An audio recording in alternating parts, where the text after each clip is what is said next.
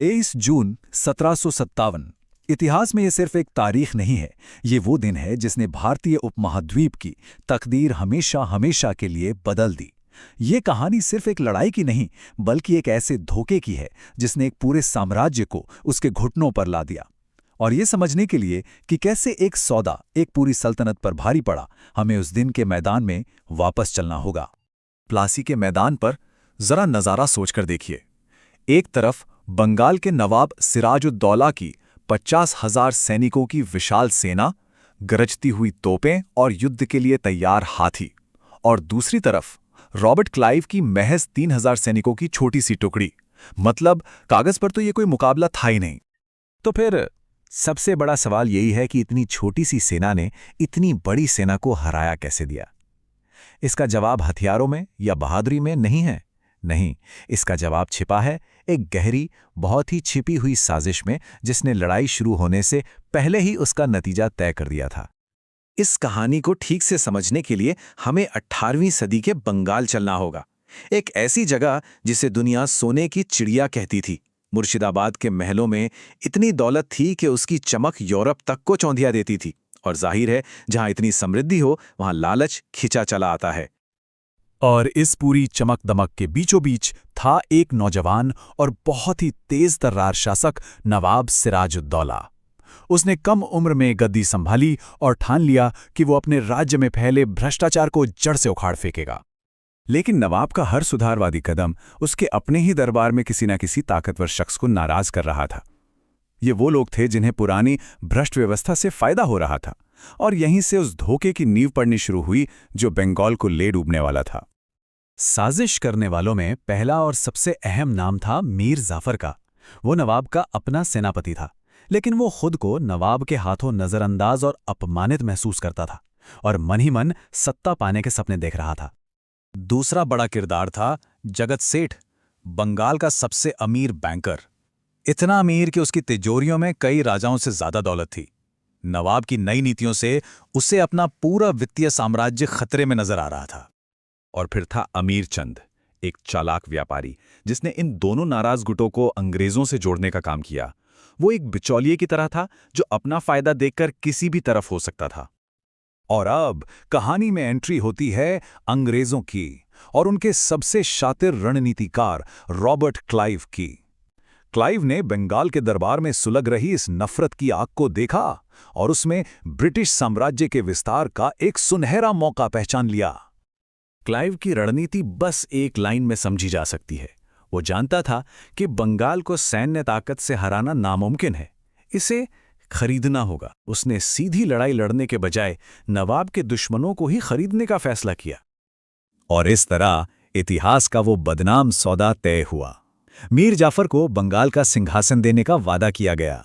बदले में उसे क्या करना था? बस जंग के दिन अपनी विशाल सेना को चुपचाप खड़ा रखना था। जगत सेठ ने इस साजिश के लिए अंग्रेजों को चोरी छुपे पैसा दिया और बदले में अपनी दौलत की सुरक्षा का वादा लिया। और इन सब के बीच अमीर चंद को दलाली के तौर पर खजाने का एक बहुत बड़ा हिस्सा देने का वादा किया गया। चलिए अब वापस 23 जून की सुबह पर लौटते हैं। जब नवाब सिराजुद्दौला अपनी सेना के साथ मैदान में उतरा तो उसे इस बात का जरा भी अंदाजा नहीं था कि उसके सबसे बड़े दुश्मन उसके सामने नहीं बल्कि ठीक उसके पीछे खड़े थे। पता है, प्लासी की लड़ाई असल में कभी लड़ी ही नहीं गई, इसे सिर्फ अंजाम दिया गया। दिन की शुरुआत कुछ हल्की फुल्की झड़पों से हुई, लेकिन फिर अचानक मूसलाधार बारिश ने सब कुछ बदल दिया। नवाब का बारूद भीकर बेकार हो गया, जबकि क्लाइव की सेना ने चालाकी से अपना बारूद तिरपाल से ढककर बचा लिया था।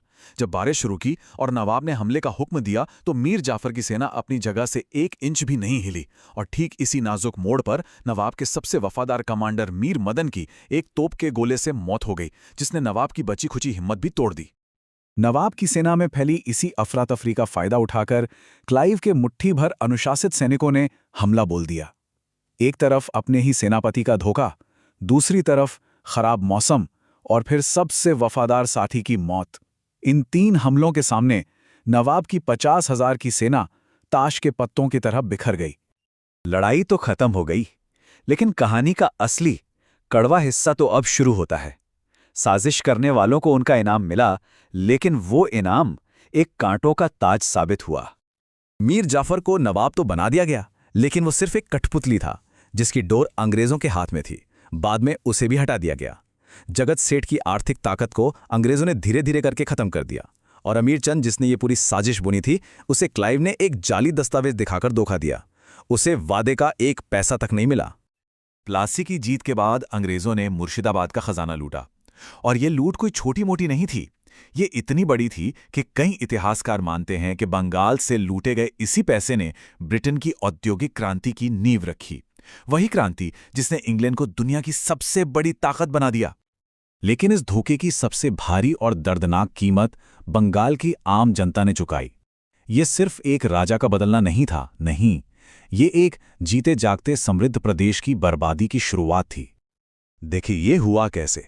प्लासी की लड़ाई के सिर्फ 8 साल बाद 1765 में ईस्ट इंडिया कंपनी ने बंगाल का पूरा राजस्व यानी टैक्स वसूलने का अधिकार अपने हाथ में ले लिया। इसका नतीजा बहुत भयानक था, जो 1770 के भीषण अकाल के रूप में सामने आया। इस अकाल में मरने वालों के अनुमानित संख्या जानते हैं? 1 करोड़। जी हां, 1 करोड़ लोग। ये उस समय बंगाल की कुल आबादी का लगभग 1/3 हिस्सा था। और सुनिए, ये सिर्फ कोई कुदरती आफत नहीं थी, ये अंग्रेजों की लालची टैक्स नीतियों से पैदा हुई एक मानव निर्मित त्रासदी थी। किसानों से जबरदस्ती अनाज वसूला जाता रहा, भले ही वो खुद भूख से मर रहे थे, क्योंकि ईस्ट इंडिया कंपनी के लिए लोगों की जान से ज्यादा अपना मुनाफा जरूरी था। तो प्लासी की ये कहानी हमें एक बहुत बड़ी और कड़वी सच्चाई सिखाती है। कोई भी सभ्यता बाहरी ताकतों से तब तक नहीं हारती जब तक उसके अपने ही लोग अपने ही फायदे के लिए उसे अंदर से खोखला ना कर दें। प्लासी सिर्फ एक लड़ाई नहीं, बल्कि एक सबक है। यह हमें याद दिलाता है कि सबसे बड़ा खतरा हमेशा बाहर से नहीं, बल्कि भीतर से आता है।